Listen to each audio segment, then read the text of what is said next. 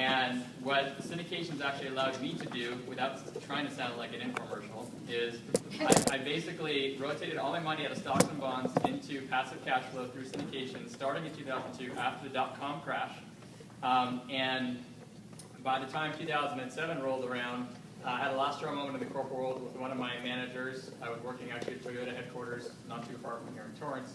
And I had enough cash flow built up to live off of, so I left the corporate world in mid-07, and since then I've been investing in more and more syndications to be able to continue my cash flow stream with the number one goal of not having to go back to the corporate world. I'm actually currently, I've invested in over 100 different LLCs over time, and I'm currently in roughly 70. And so I'm a huge fan of diversification. And I invest primarily in commercial real estate, but also in residential real estate. I have some ATM machines for cash flow, cash flowing websites, a couple of startups, and a whole bunch of other stuff. And so I'm very familiar with syndications, not quite as familiar as an attorney, but I do actually. Yeah. Well, the thing is, I've actually looked at a lot of stuff that Jillian's put together on the attorney side. You know, the documents that she put together many times. What do you think? Were they put together right? I think actually, to be honest, I know you're working on your own now, right? No, I'm with Jean. Oh, you are? Yeah. Okay. So the firm that she's with, I remember I invested in a mobile home park fund, actually 6 of them, that a pretty large operator has done. And when I got that document, Oh, I never got it. yeah. And when I got that document from that firm put together, her firm put together, I remember I called one of the managers and said, like, who did this? And this, I'm not trying to plug her, this is honest story. And he told me, and I said, you know, this is like the best, I thought it was the best balance of like legal protection while not sounding too complicated and actually easy to read. Oh, thank you. So, yeah. So that was, so they do a really good job.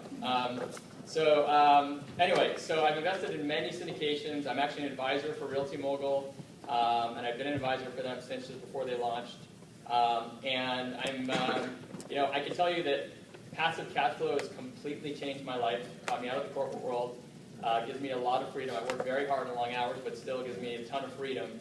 And it's really all from syndication. Every single thing I invest in is passive, and the vast majority of it is a syndication, which for those of you who are not familiar with the term syndication, I'm sure we're going to get into the definition. But so anyway, that's my background.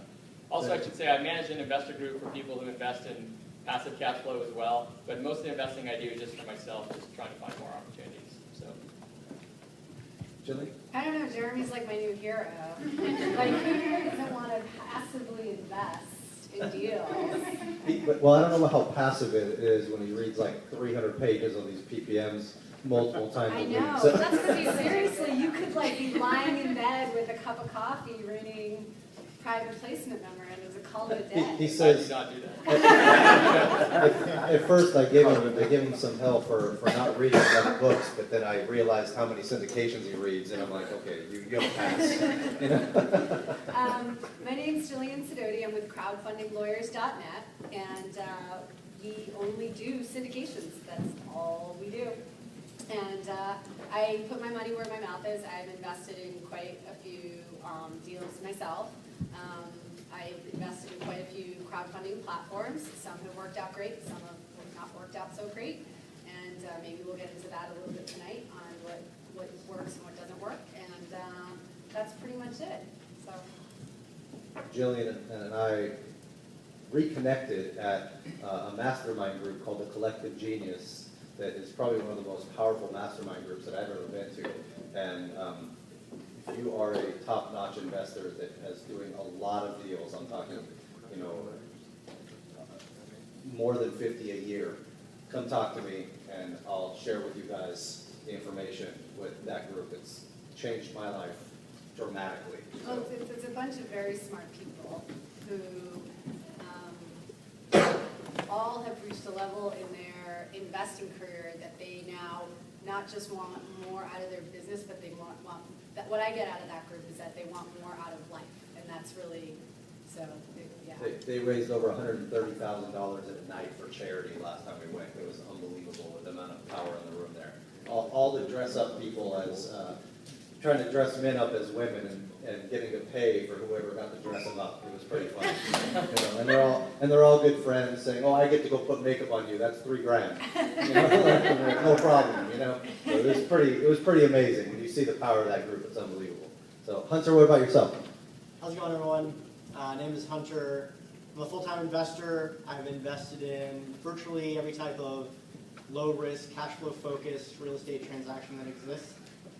Multifamily, office, self-storage, mobile home parks, stuff like that. But the focus has really been on the mobile home parks and self-storage. I predominantly focus on recession-resistant assets, which are the kind of assets where the demand really increases when the economy is sluggish. And the most obvious example of that is mobile home parks, right? So when the economy turns south, more people are put into lower paying jobs and the demand just continues to increase. So that's kind of strategies that I look at. I'm also the owner of a company called Cash Flow Connections, which is a company that helps people invest in syndications like the one we're going to talk about today. It's not a dating service? Well, that's a part of it. That's the, So, some of you may know, Jeremy's definitely a big influence on me in the way I think about the game. So just remember, whenever he says, wow, Hunter, that's a great point, just remember he's saying, wow, I'm smart. You just go and get that out of the way, right? Just to give you guys some feedback, Dave, Jeremy, and Hunter and I play poker together sometimes, so we give each other a lot of flack sometimes. That being said, I do want to give a couple of other people in the room an opportunity to kind of explain what they do, just because I feel that they have a lot of value in this scenario. One is Dave, and Dave, you want to kind of talk a little bit about what you do on the syndication side, as well as your other real estate business? Sure. Actually, Hunter and I co-run a non-performing note fund. That's been one of our things that we do. We've also put together a couple of funds for some high net wealth individuals, people that want to invest in real estate but don't want to spend all the time like Jeremy spends and looking through, a syndication after syndication and syndication.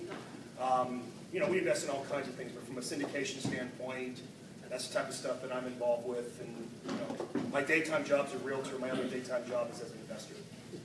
Thanks, Dave. I'm Elizabeth Raymond. I'm also with Realty Mogul.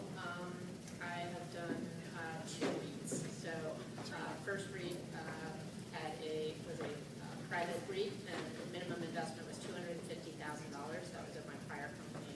The one we just launched at Realty Mogul is an online REIT. It's one of the first of its kind it's called a no commission REIT. So that means that we are actually not including selling commissions to broker dealers. So that cuts out a 7 to 8% fee load. So total fees for our REIT is 3%. Total upfront fees, which is significant in a world where most REITs have a 10 to 15% fee load. And our minimum investment is $1,000. So kind of a new world of REITs. We also do and are known for having put out, today we just announced $250 million worth of real estate in private placements. So Jeremy's been instrumental in a lot of those. I've been on the other side of more than a few of Jim Trowbridge and Jillian Sidoti's operating agreements. I've got to take a look at. They're very well written, so I highly recommend them. We have lunch today. Elizabeth's just following me. I'm stalking Jillian all day today, but I look at probably 5 to 10 syndications a month, so I'm on investment committee with Realty Mogul. So happy to talk about that as well. Realty Mogul is a pioneer in the space, and that's why I felt it was important for you guys to understand who's in the room, because they've done some amazing things, and they actually got their start at a FIBI event. So that's when they started networking. Shameless plug, shameless plug. Jillian wrote a 4-part about it. Did she really? About meeting Jeremy. Oh, that's awesome. So that's great. But I think it was our club, wasn't it? Was it our club? Beach? It was Jeremy. So, yeah, so I don't know about that, The names have been changed to protect the innocent, that's all. Yeah, exactly. So I'm going to talk a little bit about, or I'm going to ask some questions a little bit so that everybody understands in more detail. And there's some more experienced people in the room, so if it's a little bit too novice for you guys, please just bear with us. I really want to get a general understanding of syndications. And Jillian, I think you're a good person to kind of explain what a syndication is in layman's terms. Well, actually, I'm gonna actually roll back a little bit Okay. and go to what a security is. Perfect. Because you can't understand what a syndication is. Oh, you want me to have? Oh, now I get to sing for all of you. This is going to be very exciting. Don't. All right, so I'm going to talk about what a security is. So a security is, number one, an investment of money. Number two, there's more than one investor. Number three, they all expect profits. The investors themselves expect to make money on their money. It can be interest, it can be a dividend, it can be a distribution. And number four, they're expecting you to do all the work. So that's the really basic term. So anytime you step into, if you say yes to all four of those things, yes, they're investing money, yes, they're expecting a profit, yes, there's more than one of them, yes, I'm doing all the work, then you're stepping into a new area of the law. And that area of the law is securities law. And securities law dictates that you have to make certain disclosures to those investors so that they can make an informed decision to invest. So that's really what a syndication is. It's the process of making that disclosure of what the investor is getting into. It's telling them the risk of investing in that particular deal. It's telling them the who, what, where, when, how much, and why of the deal. So that's generally speaking what a syndication is, and the securities laws are the reasons why you have to do it. Good? Yes? Okay. Perfect. And it comes down to pooling investors' capital together, right? That's the, I mean, can you explain the differences between a security when you're not pooling or pooling? Okay. So a security when you're not, let's just say, and I'm probably speaking to someone, if not quite a few people in the room when I say this, let's just say you're looking for one investor per deal, and you're going to give them a note secured by a deed of trust or mortgage. Does this sound familiar? The securities laws do not differentiate if you have more than one investor, period. You are what they call the common enterprise.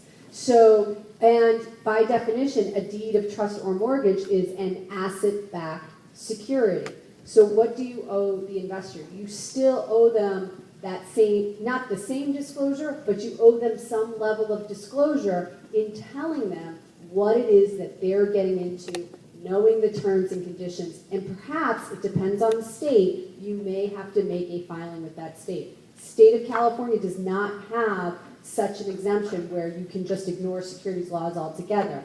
State of Colorado, however, has a rule that says if you are securing this with a deed of trust or mortgage, then we don't care what you do, go with God. Well, it doesn't say go with God. Question over here. Says that in Mississippi. Yeah, okay. Now, obviously, say for example, you do a tenant common investment with, say, 20 investors at 5% each.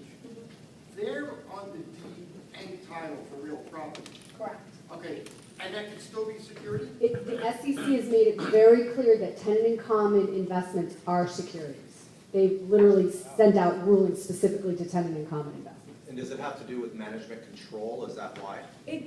Well, it's just a four-prong test. It's truly that simple. Is there investment money? Are they expecting profits? You could call it, whatever you want. And if we look at if I'm getting into the weeds, you can tell me to stop.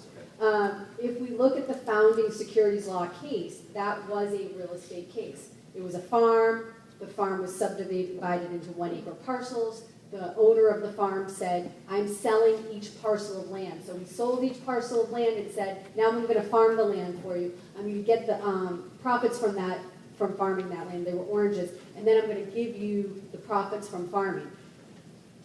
So it didn't work out. They all lost their money. And the investors sued, saying you committed securities fraud, farmer. And the farmer said, no, I didn't. I sold you a piece of land. You own the land. You still own the land. You might not have made the money you thought you were going to make, but you still own the land. And that was where this test came from, because the Supreme Court said, no, you sold them a security because there was an investment of money. They expected profits. They were all together. And they were expecting you to do all the work. Therefore, securities fraud was committed. Question again? Yeah. What about, like, where you all have the owners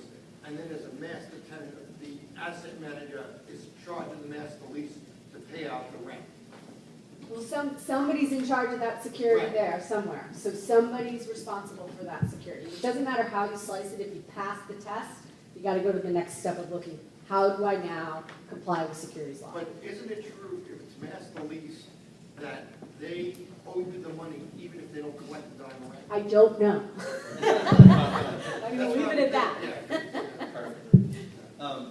Okay, so you're basically saying a deed of trust secured against a property here in California is considered a security?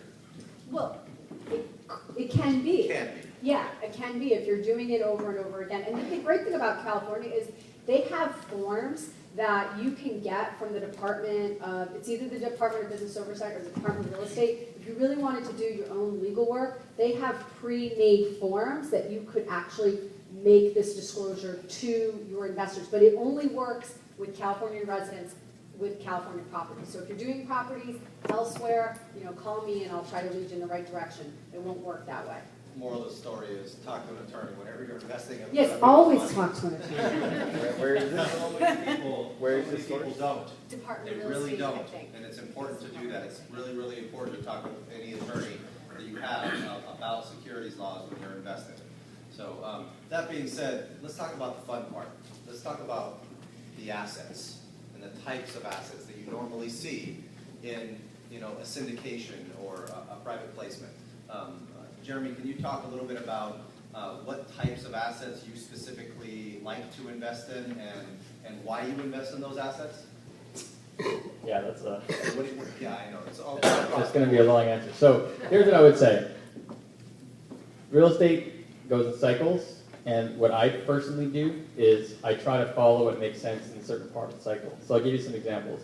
Back in 2009 to 2010, I'd say even 2012, apartments were really interesting because they were much cheaper than they are today. And they became very popular very quickly because once people started getting foreclosed on their houses because of the downturn, a lot of people were ending up in apartments and there was a lot more demand for apartments. So that was a great time to look at buying an apartment. As of 2013, and this is just my own personal opinion, but as of 2013, apartments started to get more expensive and I saw the prices going up. And so at that point, I kind of shifted away in general from apartments. And there's always exceptions. When you're looking for investments, there's always exceptions. You're always going to look at things just in case there's a really good deal at a specific time. But as a general rule, I kind of switched away from apartments in 2013 and looked at other things, like mobile home parks, like self-storage, like retail strip centers, certain things that hadn't quite gotten, like apartments were probably the first thing to really come up in price. And so one of the great things about syndications is that, I like to tell people, I trade control for diversification. Meaning that I'm giving control to somebody else, and one of the big risks is that I'm actually giving control to somebody else. I have a tiny piece of a bigger deal.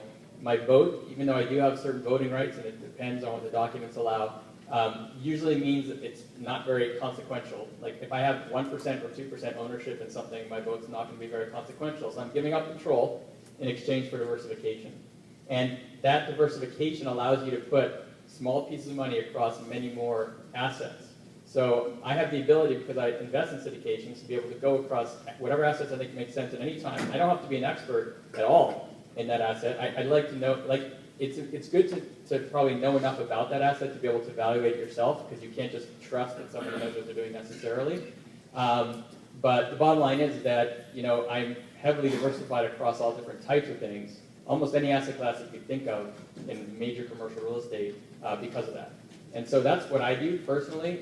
Since 2013, so another thing about syndications very often is that as an investor, you're going into it for a longer term. So a lot of them are, say, have a 5 or 10-year term. The problem with that, and I won't get into too much detail yet about when you're allowed to sell your shares and how it works, and there are definitely rules and regulations about it, but the problem with it is that you're essentially locked in, meaning it's very illiquid. So you can't just press a button on your Fidelity account and sell your shares and have your money in 3 days, right? That's one of the downsides. So you have to think way ahead to avoid the recession risks and other those types of risks. So since 2013, personally, I've been investing in things that will do well in the downturn in anticipation of being locked in for 5 or 10 years, not knowing when the downturn for sure is going to come, but that it's going to come and I'm going to be locked into a deal. So you have to think way ahead when you're investing in syndications, unless it's a short-term syndication. And so since then, I've been investing primarily in, mobile home parks, self-storage for the reasons that Hunter mentioned, which is they do pretty well in downturns typically. And then retail strip centers with the type of anchor tenants that will do on the downturn. So people are still going to shop for food. So, somebody has a Ralph's or a CVS, people are still going to go to the pharmacy. So those types of things, you have to look at all the other tenants and everything else. But high level, those are the kinds of things I've been focused on. 2016, I invested in a number of oil opportunities. Just because it was like 2009 for oil last year, where there were a lot of short sales from banks because a lot of the prices have come down. There's a lot of distress, so there were sort of really good deals. And I'm not referring to drilling deals, which some of you may have seen. That's very common. Those are very high risk. These are more like buying existing properties with 200 wells on them. They've been pumping oil for a decade or two. They're very diversified cash flow. So, but recently it's been really tough to find real estate deals because valuations have been really high, and so you got to be really, really careful. Some people like me would argue that we're like either at or near the peak, and I don't like the idea of investing in something when it's like 2007. So you got to be really, really careful right now. But long answer for you is that I've diversified across a lot of different things, and it just depends on where we are in the cycle for what makes sense. And I want to touch on something too.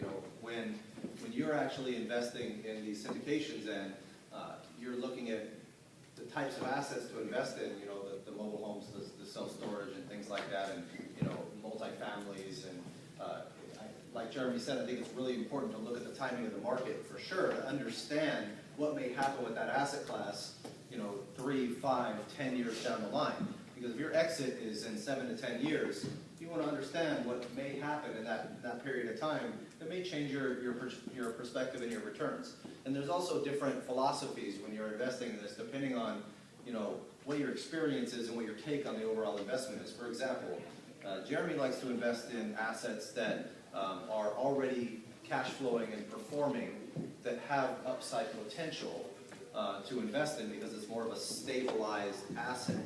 And so you have a little bit less operation risk associated with that type of investment. Myself and Hunter, for example, like to invest in assets that have a substantial amount of value add aspect associated with that. And that comes down to, I'm an operator and I understand how to value add multifamilies, and I understand, in my opinion, those are a little bit more risk on the renovation side, but also, in my opinion, less risk when it comes to building a substantial amount of equity in an asset and being able to ride any downside protection or downside risk associated with the market as a whole, because you have a lot more of that downside equity. And I'm not saying that Jeremy's deals don't have that equity protection, but when you're doing more of a value add, you have more of that value add protection in place, depending on the deal, of course. So, Hunter, what are some of the things that you look at on the economic side when you're deciding, what type of asset to invest in? If you're looking at, apartments or the self-storage or different things, what are the primary things you look at when you're trying to determine what asset class you should be looking at? Sure. So I try to look at everything on a risk-adjusted basis, and that kind of determines what asset class I'm looking in, what presents the most opportunity for that risk-adjusted time in the cycle. So earlier Jeremy was mentioning apartments. They presented an amazing opportunity on a risk-adjusted basis in 2009, 10, 11, 12, and 13, et cetera, because you could purchase significantly undervalued properties that may be 80+% stabilized. There wasn't a lot of risk there, but the potential upside due to the cap rate compression was significant enough in itself to produce a substantial return. So right now, kind of what you're alluding to, self-storage I think is an amazing example of a very low-risk way to add significant value properties, because you can add a lot of value without capital expenditure. So in multifamily apartments, for example, you could buy a $15 million property that is a B-class apartment that you need to turn into an A-class apartment. It's going to take a lot of amenities. People are going to have to redo the backsplash. People are going to have to rehab the properties. It may take $2.5 million to make that transformation. With that capital expenditure comes significant risk, not only because you're putting $2.5 million in the property, but because there is uncertainty that goes along with that rehab. Is the developer going to be able to deliver? Are they going to deliver it on time? If you're expanding square footage, are those plans going to be approved? So with something like self-storage, which kind of has a misnomer. Self-storage is a commercial real estate asset, but the way that it works in practice is it's much more like a fully functioning business. So because of this, there's many value-add components that are very low capital expenditure, even no capital expenditure. I'll give you two big examples that make a very big impact. The first one is U-Haul. The way this works is you can allow U-Haul to park their trucks on your facility and rent those trucks out, and U-Haul pay the operator a fee, a commission fee for facilitating this transaction. There are many self-storage facilities out there that are completely not utilizing this whatsoever. If you buy a 50,000 plus square foot facility, which is usually the benchmark that I like to stay at, you can put 30 or 40 trucks on a facility like that. This could generate $2,500 a month, $3,500 a month, $4,000 a month directly to the bottom line. So if you're buying a facility, adding $4,000 a month, zero capital expenditure, times 12 divided by a 7 or 8 cap, that's like $500,000 in equity right there. So that's no capital expenditure, just a matter of teaching the, just a matter of teaching the manager how to sell this product and then implementing that. Is that something that could be done on a different type of commercial property? And if so, what kind of, I guess, zoning or things to look out for? Well, with self-storage, they're already zoned to have the trucks on there. Right. It's I'm talking just, about putting the trucks on some other type of property or investment. I don't know. If I have a parking lot, can I say, hey, I want to rent a U-Haul space? That's a good question. I mean, I have never invested in any kind of property other than that has done that. I have invested in mobile home parks, for example, that have Seems like you could do it there. they have self-storage facilities, right? So it's, yeah. Question? Yeah, so what you're saying is that if you own a storage facility, U-Haul will put some trucks on your property, and every time they get used, they'll give you a commission? Yes, that's correct. And they'll maintain it and everything? Yes, that's correct. And so this doesn't take a lot of capital expenditure, but also because you're delivering the service, this has a mutually beneficial relationship for everyone. Yeah. But also, because people will come to your property and see that you have trucks, they're more likely to use the trucks. When they use the trucks, they're more likely to buy merchandise on the facility. But also, some types of people will be more likely to rent self-storage facilities if they see that you have the trucks. So it works both ways. So experienced operators will say that this will increase physical occupancy by 6% alone, just by implementing this. And then, yeah. Keep in mind too, and I read this stat, I hope it's true. Here it comes. 77% of the self-storage facilities are run by mom and pop shops that don't implement these types of strategies, that have upside potential. So if you have a really good operator that knows how to implement them, it could be amazing. And in addition to that, when you do these types of value-add plays like this, it's really important it's even more important to have a good operator in place who knows how to implement, especially on a construction side. You want someone that has that type of experience. They're not learning on their first go-around. You know, it's really, really important to do that and understand that. I know this isn't about self-storage, but do you put a flag on yours? Like, do you put a franchise? If you buy a mom and pop, do you franchise it so that you can get like the online booking and stuff like that, or? Yeah, that's a good question. So just to be clear, I'm always deferring to an operator. So the answer is yes, that the facilities that I have invested in, they have rebranded them with the brand. Like to use store or something Yes, like that? they have done that. And then I was going to give the other example, which is the mandatory tenant insurance, which is very similar to U-Haul. You can make it mandatory that your tenants have insurance on all their items that they insure. And so this is a process that experienced operators already have a system in place for. They already have a relationship with insurance companies that provide specific self-storage policies. Again, this can add another $1,500 a month to the bottom line. So when you add that with the U-Haul, that alone, we're talking about maybe $750,000, $650,000 on a $5 or $10 million purchase. Very significant, especially later down the road when a recession potentially happens. You're really adding value to your equity, and you're decreasing your risk of having a liquidity problem being able to refinance. That's like 11 cap, right? No? So $3,500 plus another $1,500 times 12 divided by 7 cap. I think it should be about.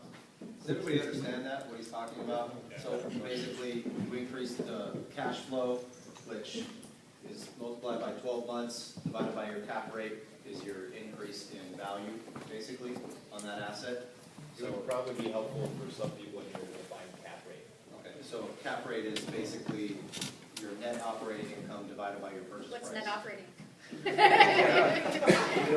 Your net income after all expenses divided by your That's what I'm saying, so what you value by. initial investment.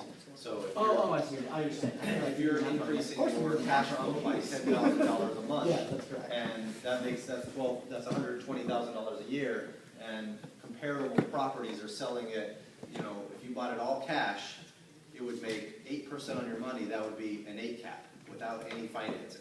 And so if you increase the cash flow by 10 grand a month, that's 120 grand a year, divided by an 8 cap, or an 8% interest rate. You basically take your 120,000 divided by 8%. That is your increase in value on that property if everything else in the area is comparable at an 8 cap. Is cap rate the same as ROI? No, it is not. They're not- ROI considers financing in place, so cap rate is specific to, specifically just your net cash flow before financing divided by your total cost on the project, if that makes sense. There might be some slight, adjustments. Elizabeth has a question on cap rate. It's not really a question, it's more of a comment. It's like your return on day one. It's like your snapshot return. It's actually a When you buy it, it's relationship. like- it's Cap rate is a relationship between the cost of a project and the cash flow. Yeah, the value of the- That's what it is, and you can calculate all of those based on that ratio. So just to add to that real quick, there's an inverse relationship. So the lower the cap rate, the more the person is willing to pay for the property, and the higher the cap rate, the lower. So, Question? yeah, what do you, okay, when you're buying these storage facilities, what kind of cap rate are you looking to come in at? Generally, what are they? It's a good question, and to be honest, it's complicated because of those value-add components. So on average, self-storage facilities are in the 7.5 area, depending on which market you're looking at. But I'm willing to look at cap rates far lower than the cap rates Jeremy's willing to look at because of the value-add component there. So the year one cash flow may not be that significant until they implement these value-add strategies, until the tenants are used to using the U-Haul component, until that U-Haul component has increased that physical occupancy. And then there's other value-add strategies as well, take time, yeah. For example, if you bought something at a 6 cap and increased the value so much so that it cash flows way better, now all of a sudden, based on your cost, you're making 10% on your money with no loan, then that would increase it to a 10 cap, and you could really sell it at 6, so that increases the value. Exactly. Or even, yeah, or even, you could expect the market, when you bought it at 6, maybe 10 years down the road, now it's selling at 4 and 5. Well, so that's true. That's what's happened lately as well, Yeah. so. So it is true, and I don't want to take too much more time, but just the reason that I mentioned the inverse relationship is that when you're looking at underwriting deals, aggressive operators will assume that there will be a significant cap rate compression during the hold period. Because the cap rate's getting smaller, they're assuming that people will pay more for that same property, basically. So if you're trying to be conservative, you want to include a cap rate expansion, somewhere between 0.25%, 0.5%, something like that, depending on the asset class. Hey Hunter, on the second value add that you talked about, is that allowing essentially a reduction in their expenses so they would, the owner would not have their own insurance premium to pay? Good question. So it's only for the products there in the facility. That doesn't affect their insurance policy. It's like renter's insurance, and they're taking a piece of it and adding it to their profit, for their bottom line. That's But all. it does significantly That wouldn't- decrease the That would headache. mean you wouldn't need your underlying general liability insurance, it just adds a little bit. So, that being said, I'm going to switch topics a little bit because I think that was a good topic, but I think you guys need to understand the general structures of a syndication. And Jillian, I'm going to let you start, and then I'm going to go to Jeremy right afterwards. From a legal entity perspective and an investor return perspective, can you talk about some of the common structures that you see? The most common structure is a limited liability company, and usually most of my clients put a preferred element into it, which means that there's a return that will be paid back to the investors before the management gets paid. So usually when we put together a syndication, we put 2 classes, the securities Class A and Class B. The investors get the Class A. The Class A gets a preferred return. Usually that preferred return is somewhere between 6 and 9%. And the Class B gets an equity interest. And usually they split that equity interest with the Class A. So for example, we were talking earlier, Dave and I were talking earlier about one of my clients who just recently did a public offering, and his was a 6% return on investment, preferred return, so the investors get 6%, and then they split the profits 65%, 35%, so the investors get 65% of the deal flow, of the equity, and they get 35% of the deal flow. So the return on investment for the investor at the end of the day is between like 10 and 12% overall. And so do you guys understand that? So what's happening is that in any of these types of deals, and this isn't always the case, so you want to look at your whenever you're investing in these types of syndications, you want to understand the preferred return structure involved there.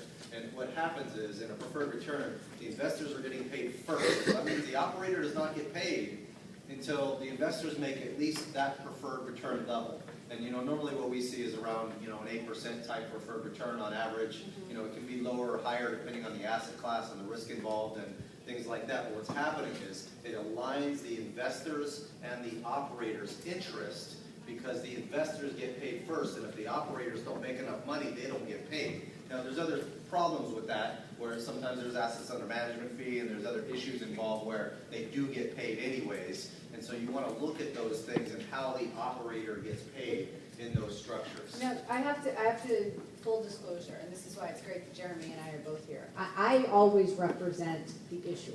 I never represent the investor, ever. So I'm always going to take the side of the management company. And a guy, the management who comes to me and says, I'm not taking any fees, I literally sit down and have a talk with him and say, no, you really should consider. And some of my guys, like, they know what they're doing, that's what they're going to do. They're not going to take any fees. They're taking all their equity on the back. They're taking all their money on the back end, and that's what they're going to do. And there's no convincing them otherwise. But for those of you that are thinking going out there and syndicating is like,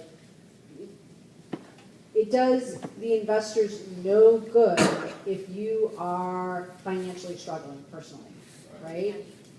And you can't eat, right? You're not gonna do the job you need to do for your investment if you don't have at least enough to survive. So asset under management fees, acquisition fees, disposition fees, those are not necessarily bad things. They need to be reasonable. You can't leave the company bankrupt, and you shouldn't be making a windfall from them. But it's hard to get motivated to work if you're sitting there working for free. And so keep in mind, Jillian's the one that writes 10 pages of risks, including the operator can fly to Mexico and never see your money again. Right. They can't walk their work on the wall, but things are changing. But anyways, so but no, really, I mean, there are a lot of risks that they put in there to protect the operator involved, because there is risk to these types of investments. And so it's important to read these private placements and understand what risks are in there for those types of assets. Jeremy, can you talk a little bit about what you see, your typical, what you normally invest in, and the types of structures that you like to see, and what you don't like to see, and some of the things where you kind of said, no, that's not a good structure, I don't want to invest in it, I don't think it aligns with investors' interests. Yeah, sure. I actually just want to touch upon a bit of a point that Jillian was making, which is, as an investor, I think one of the things, probably the most important thing to consider in these opportunities is that, in my opinion anyway, it's more important to assess who you're making a bet on than the actual assets you're investing in. So if I had to prioritize it, I would say who you're making a bet on is number one, and then the assets number two, right? So, and it's the same thing in a startup. A lot of people get enamored by a specific idea. The problem is that if it's a great idea and it can't be executed well, it really didn't matter what the idea was. So in real estate, I like to use an example, like you can invest in the best building on Rodeo Drive, and it could be 100% occupied, but if it's run into the ground, and it's not managed properly, and there's fraud, then the keys are going to go right back to the bank. You'll have nothing. It did not matter that it was on Rodeo Drive and the best building there. We know Rodeo Drive is like a true cap, so don't ever invest in it. Yeah. So, but the reason why I'm saying this in relation to the structure is because what went through my mind in hearing Jillian's answer is that you want to make sure as an investor, on the investor side, that you're getting a structure that's fair and that has enough alignment so that you're aligned properly with the operators, that they're motivated to actually make a successful syndication while they're not taking too many fees. But in the end of the day, I'd say the philosophy is that as long as the structure lands within a range that you're comfortable with, I would say that assessing who you're making a bet on is much more important than like getting the best structure you can and like having someone give you the most money you can. Because it won't matter if they're not going to execute well. Same idea with the asset. So I would say that structure is really important, but it's still number two behind like who are you making a bet on? Because you're giving control to whoever you're making an investment with, right? You were asking, sorry, I actually lost track of your question. Was it about the terms I'm looking for or not looking for? Yeah, the types of structures that you like to see and don't like to see with regard to legal structure as well as the structuring of the returns for investors. Okay. So, and please keep in mind, like I'm one person's opinion, right? So I'm an experienced investor, but everyone's going to have their own opinion. And if you guys are investing or get investing situations, you read a lot of them and then you'll decide where the line is for you. You know, for me, as far as the preferred return goes, I invest primarily outside of California for higher cap rates, which means that there's better cash flow because the pricing is a little easier from a cash flow perspective. So if you're looking at higher cap rate deals, you can probably look at for a minimum of 8% preferred return. It's going to be really rare for me to invest in a deal that doesn't have an 8% preferred return. At the same time, if you're investing in California, it's going to be hard to find a deal that has an 8% preferred return because there isn't as much cash flow. They can't afford to give you that minimum 8% before they split it. So a very common thing to see in California is like a 6% or 7% preferred return, for example. So the preferred return can vary depending on where you're investing. But for where I invest, which is outside of California, it'll be an 8% preferred return. And then for the investor splits, what you're commonly going to see is a range between investor getting 80% of the profits to investor getting 50% of the profits. It's really rare to see anything over 80, and it's really rare and a very bad red flag. You see something under 50, which I have seen before, where they're taking more than half the profits. And if I see that, I'll just like throw it in the garbage and move on to the next one, which is where I draw my line. The operator or the investor? Well, the operator taking more than 50%, yeah. And the way to look at those profit splits is that typically the profit splits should be a function of how much work the operator has to do. So in a more heavily value-add deal that Hunter might invest in, you can get all the way up to a 50-50 profit split because they're buying a self-storage facility, maybe they're even developing one from scratch, either they're going to turn it around, it could be half vacant, there is a ton of work to be done, and you're going to want to incentivize the operator to actually get more of the return so that they're actually incentivized to do all the work, right? And that's part of the alignment we're talking about. Whereas if I invest in a 100% occupied apartment building in a very heavy demand area, they're not going to rehab any of the units, they're just buying it and managing it. It's very common to see like a 75 or even 80% split where they're still incentivized to actually make it successful, but they really shouldn't get half of the profits because they're not doing enough work to really merit it. So that profit split typically really slides the scale depending on how much work has to be done and the type of risk that's involved in the deal. I have to say though that in non-institutional deals, which are deals that are not what the Blackstones of the world are going to invest in. So let's say anything under 30 million in commercial real estate or under 25 million. It is hard to find an 80-20 split. It's not impossible, but it is hard to find those. And some of the reason is because on a really small deal, let's say somebody buys a small apartment building for $4 million. If they're only getting 20% of the profits, often that's not going to incentivize them enough, not going to make enough money off of it to actually want to make merit for them to do the work. So don't be thrown off by a smaller deal that maybe has a bigger profit split. That's still going to really be the right alignment you want with the operator, as long as you're okay with the projected returns and all that stuff. Smaller deal in Memphis, that's like a 500-unit building. What are you talking about? Yeah. So that has to do with the structuring. When you say the splits, you mean the investor first, right? Yeah, so 20, you mean investor? Yes, so investors are the ones who get between 50% and 80%. Okay. And anything that falls below 50% for investor, that's where I just on to the next. That to me is not fair. It's not within like a fair range. So from what I see in the market. With regards to some kind of good and bad things you want to see as far as general terms, well, let me tell you kind of what some of the things to look for, and this is not a comprehensive list, but as an investor, you're concerned about a whole bunch of things. Number one, if somebody is fraudulent or has misconduct, doesn't manage things right, mismanagement, you want to look for those types of terms to make sure you're protected in the documents. And you want to look for cash call provisions, meaning like, I don't know if you guys know what a cash call is, but a cash call essentially allows for the managers to raise additional funds that weren't anticipated. which is something you really want to avoid, right? You just invested X amount of dollars in something, you thought it was going to cash flow for 10 years, 2 years later they're asking you for more money. Unless you were expecting that, it's not part of the plan, it better be for a good reason. But more importantly, can they force you to actually have to put it in? And if they don't, what are the terms? What's going to happen if you don't put it in? Are you going to get diluted? How severely are you going to get diluted? You're going to want to look at all these things in the legal documents. Those are very important too. You're going to look for reporting requirements, right? Typically, investors will get a quarterly report. You know, it could vary, but that's typical. Is it in there? It requires them to give you a quarterly report, and if it is, what is actually required in the quarterly report? Often I find that they may be required to send you a quarterly report within a certain amount of time after the close of the quarter, but doesn't actually say the minimum items that actually have to be listed in it. So I think that Jillian would actually tell her clients to not necessarily, most of the deals that I see actually don't stipulate it, so you have to look for it and see if it's in there or not. And if it's not, then ask for a sample report from an operator they would typically put out from their template to see what to expect. Oh, okay. This is interesting because, all right, so I make my clients put in when they're going to report. Okay. And I don't, sometimes it's clear on what it's going to report. Most of the time it's reviewed financial statements or unaudited financial statements because we don't want to have to put that burden, because ultimately that burden goes back to the investor. The investor ends up paying for the audit. So we want to try to avoid audits. So we do some kind of reviewed or unaudited financial statement every quarter. And oftentimes what I just tell my clients is just put together a newsletter, put the newsletter together, just giving them a clear picture of what's going on, where it answers all of their questions in a very clear, cut form, and that's what you send them out. And the reason why I have them schedule their reports, whether they're legally obligated to or not, is because that's how you train your investors, right? Let's imagine you have 100 investors. Now imagine your telephone. Okay? If you don't train your investors to tell them when you're going to communicate with them, they're going to communicate with you whenever the heck they feel like it. And that is going to create, you not doing the work you're supposed to be doing and instead answering the same question over and over and over again. How's it going? It's going good.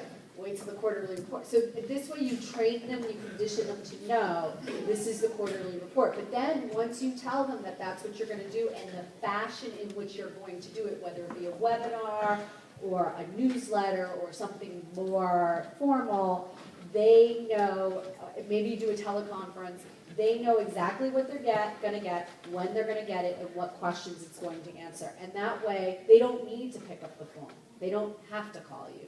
They already know what's going to come and how it's going to be presented to them. So, thanks. Those are good examples. I think that it could be, a lot of people probably don't like reading legal documents, no offense.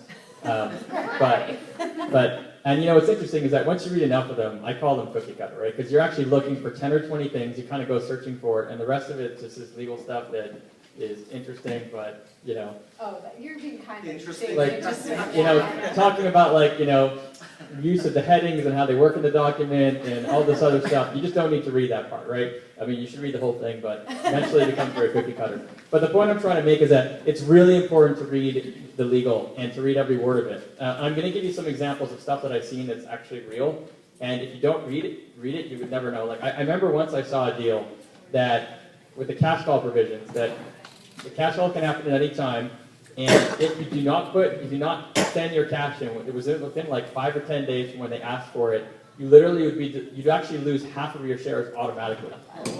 Okay? Which is insane. Like, when I read something like that, not only is it shocking, but I'm thinking to myself, if these people actually raise their funds, whoever they're getting their funds from just didn't read the legal documents. Because like, if anybody read that, they would just pass. And it's really unfortunate, but it happens, right? The important thing to understand is that these legal documents are the rules for the company, and anybody can put anything they want into the rules. So you have to read the rules to understand what you're getting into. It's really, really, really critical. Another reason why the rules are really critical is because for reporting, for example, if they owe you a quarterly report and they don't send it, they're breaching the operating agreement rules. And there could be legal repercussions down the line if there's other problems, right? So you want to make sure these things are in place, not even necessarily because there might be things that you're not necessarily needing every so often, but if they breach them, it's already protected. So it's really important to read all the legal documents carefully. And the thing is, this topic, we can talk a very long time about this, but I just gave some examples. It's just really critical that you pay attention Keep to in mind, this. the operating agreement is a contract, that they're required to abide by that contract and do what's in the operating agreement in the best interest of the investors, which kind of brings up the paperwork involved in a syndication. Jillian, can you talk a little bit about that paperwork? Like, what are the typical pieces of documentation that investors should be reviewing and filling out whenever they're investing in a syndication? So the first one is the private placement memorandum, and that basically tells the story of the investment. It's like the business plan, It's, right? it's the business plan, but it's a very depressing business plan. It is not a marketing piece at all. It starts off with, you're gonna lose all your money, and you're gonna die, like basically what it says. But it goes through this whole, whole entire thing about who can invest, how much they can invest, what's expected, how much money the company has to raise, the fact that we could lose all of the money, and just goes through several pages of risk factors, then it tells you exactly what it is we're all getting into. And the way we do our private placement memorandums, we do ours a little differently so that the client can easily say, well, if you don't want to read this, then read this, and this is what we do. We have a private placement memorandum, and then we have an exhibit attached to it that's the business plan. And so that business plan is a little bit of a detached document that's incorporated in. Everything in there is true. It just kind of strips away all of that legalese a little bit and gives the reader a nice summary of exactly how the business is going to run and how it's going to go down. So that's one part. Then the next part is the operating agreement. And this is that contract. The private placement memorandum is not just saying the story of how the business is going to run and what you're going to invest in, but it also says, here's how we're going to operate the company. And so the operating agreement is that contract that says this is how the company will operate. These are voting rights. These are distribution rights. These are the definitions. These are the laws that we're going to follow. That's what the operating agreement says. What happens if we run out of money? That's what the operating agreement says. So one thing you might want to look for in an operating agreement, and I will tell you this is in all of ours, is the voting rights. Most real estate syndicators strip away any voting rights.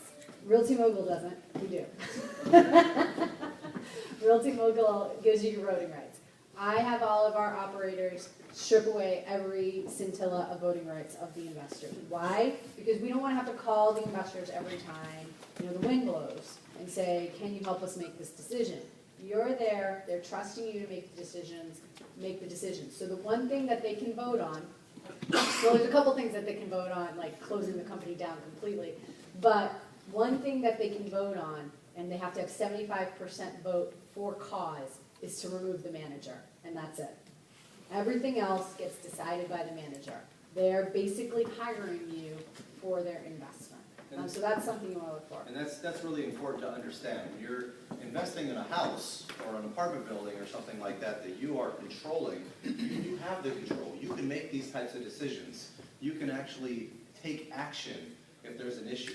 If you're investing in a syndication, you are relying on the operator and giving up control so that you can diversify your investments and be passive, which makes it very, very important to do your homework on the operator and make sure that they know what the heck they're doing and that they can show that they have experience, that they can show how it all works, they can show they have their numbers down, they have their reporting down. It's really, really important to understand those different aspects. Hunter, can you talk a little bit about some of the... Gotcha. Yeah, please. Sorry, I want to point something out because you just made an interesting point. I'm sorry, Matt, because this is a really good example. This is an example of how important it is to read the legal documents. So Jillian just mentioned that 75% of the vote, as an example, because that could be any number, right? You have to read the document, you have to actually vote out a manager. So you've got a fraudulent manager, you want to get rid of them. It might take 75% of the vote, right? The thing is, I've actually read agreements that say that, and this is not what you guys do as a firm typically, but sometimes on a 60-40 split, the way that the documents will be written such that 40% of the units are actually owned by the managers and 60% are owned by the investors. No, we don't do that. Right, We don't but what ends up happening is if you don't pay really close attention, if they require 75% of the vote to vote out the managers, they're always going to vote themselves back in. You literally never vote them out. It sounds great, but it's actually impossible to get them out, which is a huge, huge problem, right? And I actually I often negotiate things with the operators, which is hard to do because by the time you get the documents, usually they're not really up for negotiation. But in any event, and that's one of the things I've actually often had to negotiate. Whether it's like, well, it shouldn't be 75%, it should be 51%. Vote you out, so that it's easier for the investors to get together and actually vote you out, and the investors don't have to all pull each other together and actually contact each other and make it happen. You can see that there's competing interests, right? Because she's representing the clients, and I'm looking at it from an investor perspective. Bigger point I'm trying to make is that that's why it's really important to read the legal documents and understand what you're getting into. Yeah, and one other thing before you move on. We don't do that. Well, that's good trickery right there. Yeah. We do 75% of the Class A interest, so it's 75% of the investors. The manager can't get involved in voting themselves out or in. And then the final document, and probably one of the most important documents that is part of this package, is the subscription agreement. And the subscription agreement is literally your agreement with the company, saying, I understand everything you've told me. I am now willing to invest. Here's all my information, and let's do this. And that's basically it. So. That being said, just really quick so I can get a gauge for the audience's interest. Who is here to learn about syndication so that they can invest in them or learn how to invest in them correctly? You mean be the general or Be the investor into a syndication. Okay, and who's here because they want to learn how to operate a syndication and raise capital for it? Okay, well, yeah. Okay, I just wanted to get that gauge so it'll help with some of the questions. So, Hunter, can you talk a little bit about the... Before we go, just one more thing. Go ahead. Is that reviewing legal documents is definitely not one of my strengths. It's like my one opportunity to say something interesting about this. So, as what you just mentioned about the A class having the vote exclusively. So something to watch out there in that instance is that sometimes the manager will have a significant co-invest through the A class shares. So it's the same problem that could exist with the split, but just the fact that well, guess who it does? They own 40% of the A class shares as well. So. And you do want the operator to be a co-investor. Right, exactly. Well. And so sometimes operators will invest in the B side, sometimes they'll invest in the A side. Sometimes if they're in the A side, they have voting rights. So. Right. Can you talk a little bit about the due diligence that you would be doing on an operator typically? Absolutely. So generally speaking, with all these passive investments, because you're deferring to someone else's expertise, like Jeremy said, it's the number one thing that you need to do due diligence on. So for me, it's about looking at everything they've presented you with and deciding what type of person, what type of company you're making a bet on. For me, one of the major items that becomes very clear is the same reason that a lot of people have really serious issues. Most of the really serious issues that are caused in real estate have something to do with a loan. They have something to do with over leverage. They have something to do with inability to get loans before the balloon payment comes due. So one of those examples is how long the interest-only portion is of the loan that they're using. So in commercial real estate, it's typical that the operator will use a 1-year interest-only portion. This is a portion of the loan which only the interest payments are due, so the payments are smaller. This means the cash flow is going to be a little bit higher during that first year, but after the second year, it starts paying itself down, right? And then depending on the amortization schedule, once the last year comes, the loan there's no more.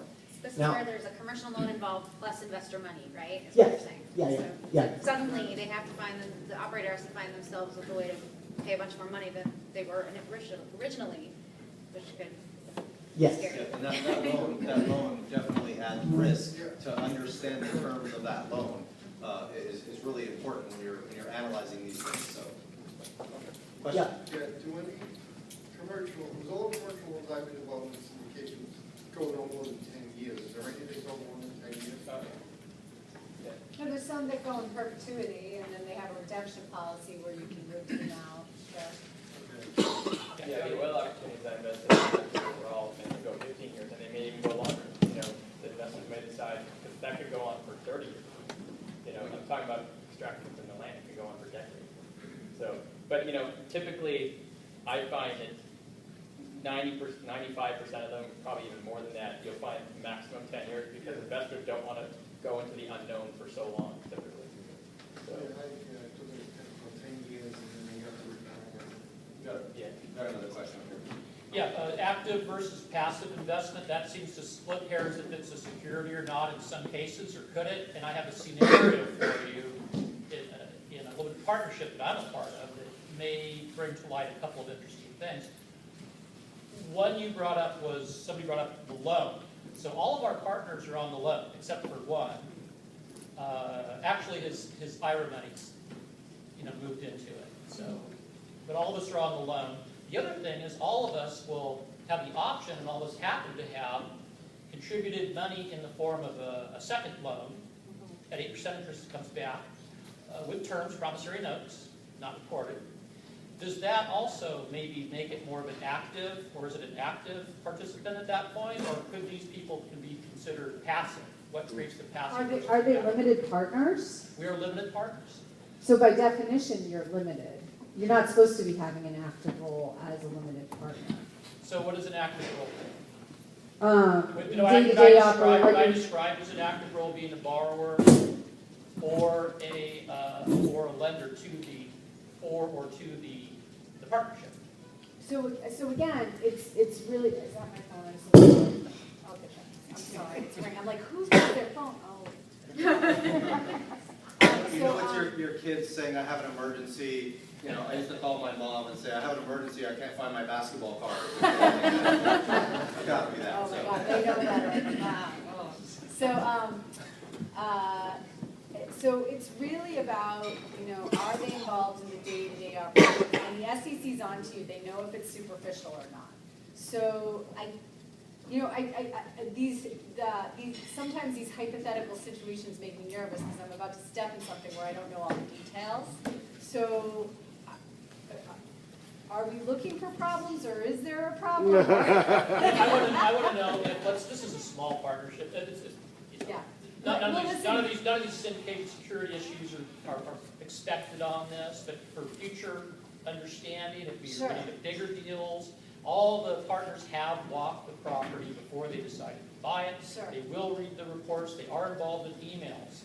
So number one, is active versus passive a good way to point out to anybody, look, you are active, you're not passive. You're putting money in, you're aware of it, you're in emails, you read all the time, blah, blah, blah, blah. Right. So that can be useful to avoid being called a syndicator and a securitizer. Yes? Oh, okay. Yeah, yes, but, okay, so we're treading some weird water here. Is the mic on? What's that? Oh, is it not on? I'm sorry. Oh, I turned it off, sorry. I'm not a professional microphone user. When you turn the mic on. Anyhow, so we're talking about really two different things here because there's the law and then there's being reasonable. I hate to put it that way, but it's true. If you and three of your friends, and I don't know how many limited partners are in this deal, if we're talking 3 or There's 5. There's 5. Okay, so 5. So you get 3 or 5 or 6 people even that are closely related, have known each other for a long time. You're not going to start writing syndication. Going to a. Did I do that? Wow. Oh, see, I'm not touching it. I promise. I don't know.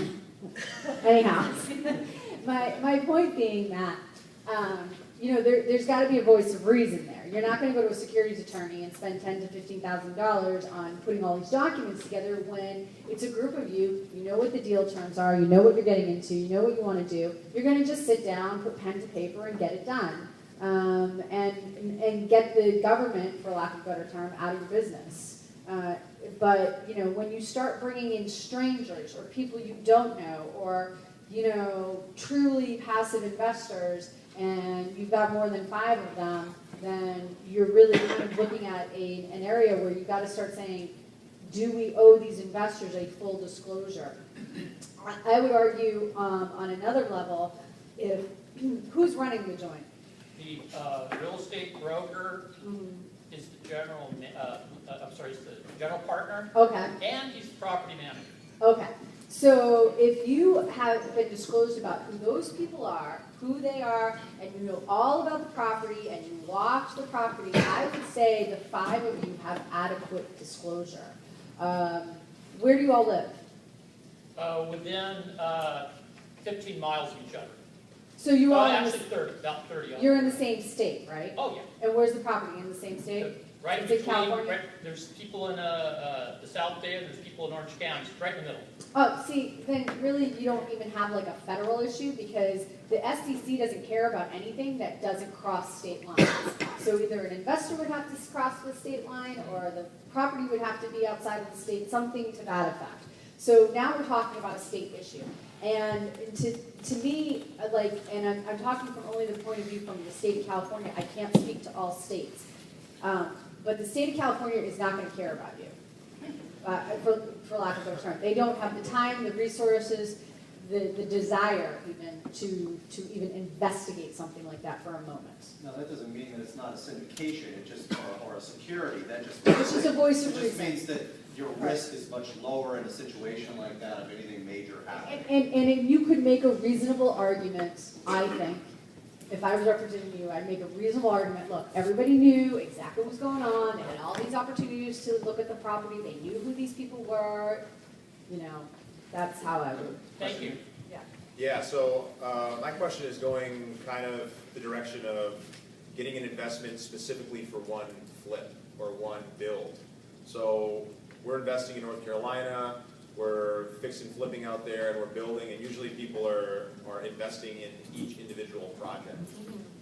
So you had mentioned earlier that that could be considered a security, and because the money's coming from California and it's going into North Carolina, is there some kind of concern there? And what's the difference between a trust deed and a security on kind of what we're doing there? Everything is backed by the deed of the house or the deed for the land. Sure, again, and I'll defer back to what I said earlier tonight, which is that a mortgage or a deed of trust is defined as an asset-backed security. So you're selling a security. I can't remember off the top of my head if North Carolina has what we call a self-executing exemption. It doesn't really matter because there's no federal self-executing exemption and you're crossing state lines. You have investors from California who are investing in North Carolina. So the SEC cares. Okay. They care to a certain extent, right? What do they care about? They care that you're providing adequate disclosure to your investors. So what would I do in a situation like yours? I would create a document that's much smaller than a private placement memorandum, probably like 15 pages, that gives all the risks associated with investing in deeds of trusts and mortgages and investing across state lines and investing with somebody who lives in California but is flipping in North Carolina. Like, these are all the risks. I talk about the risks. Where in North Carolina is it? In Raleigh. Is that inland or? It's inland, yeah. Tornadoes, okay, no hurricanes really. There is some Hurricanes hurricane here. wind. All right, yeah. So I talk about all of those. That's what I would talk about, and then I would talk about. And now here is what's in the note and how you would have to foreclose and da da da da da. And I would just, instead of just slapping down a note and slapping down a deed of trust and calling it a day. And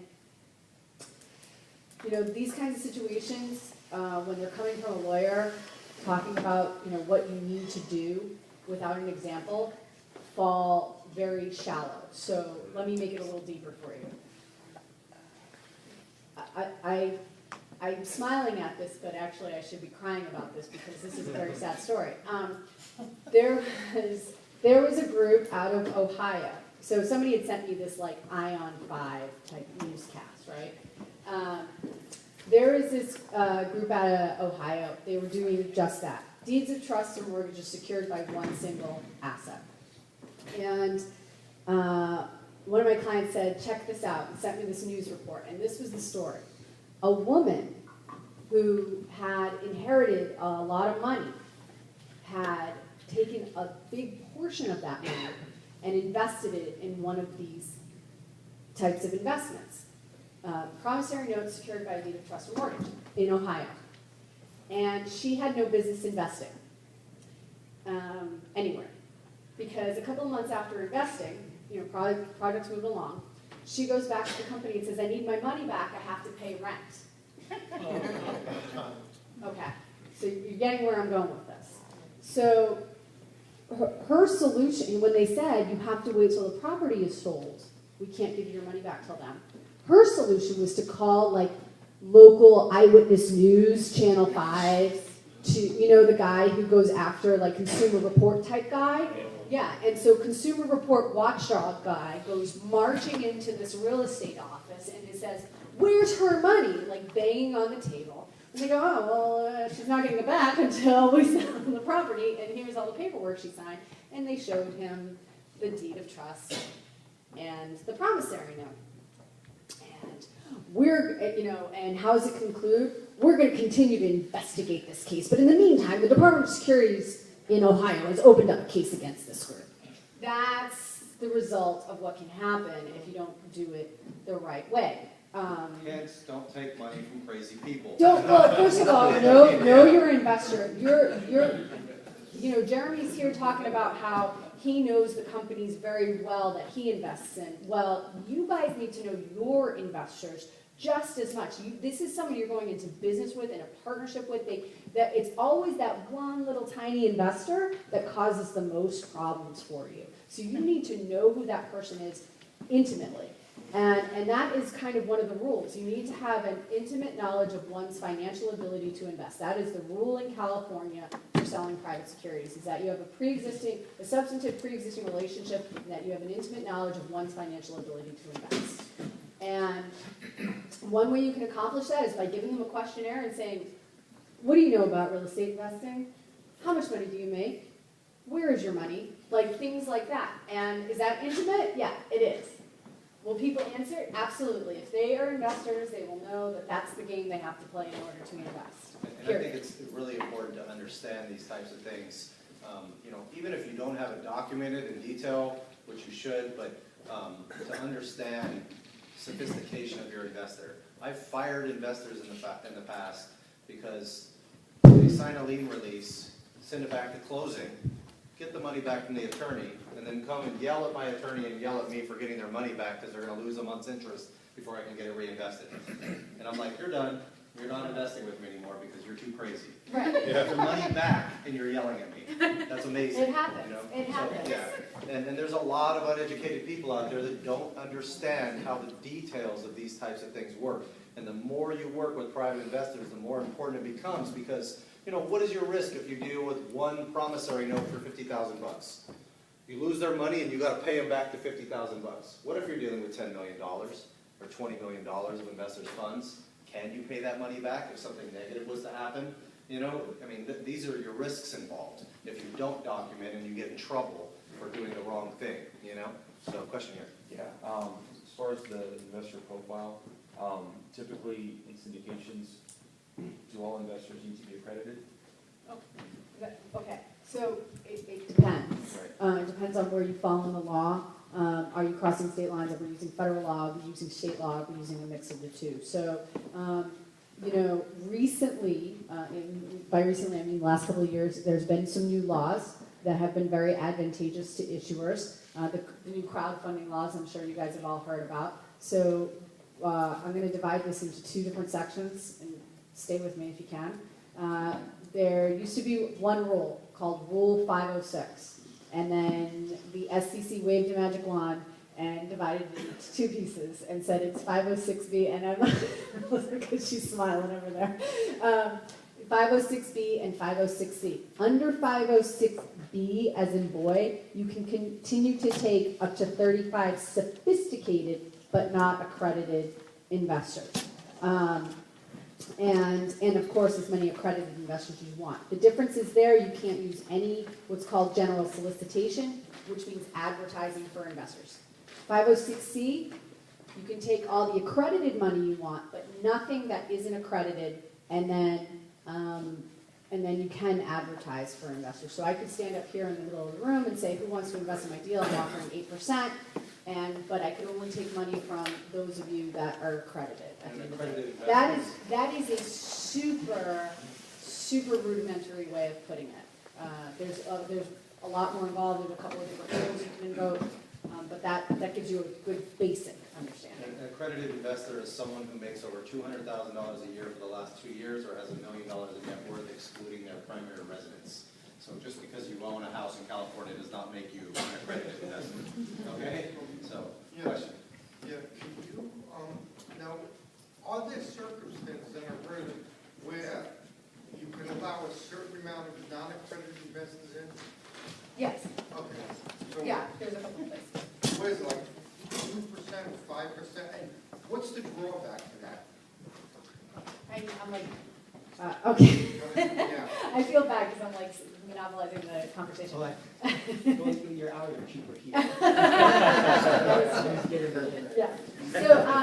So we're sitting in California, so I'll give you three different examples of, in California, there's a special rule called registration by permit.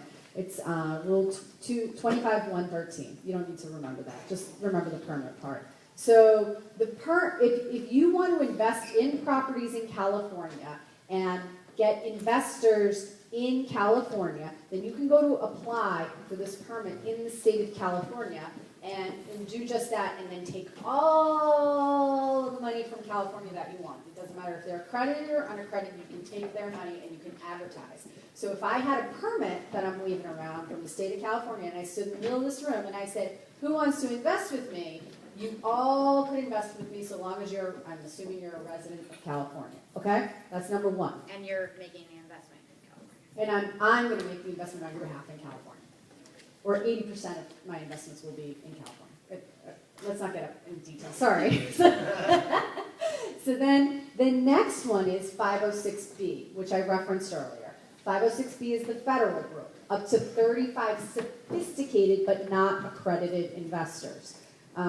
So you can take 35 of them and then as many accredited investors as you want. It's not a percentage. You could take only 35 sophisticated if you want. But that means, what does sophisticated mean? It means someone who understands the risks associated with investing. So going to FIBI meetings would probably be enough of a qualification. If you get somebody who's been to a lot of these meetings, that could be a qualification of sophistication. Little old lady who's only invested in her 401k her whole entire life, probably not sophisticated enough.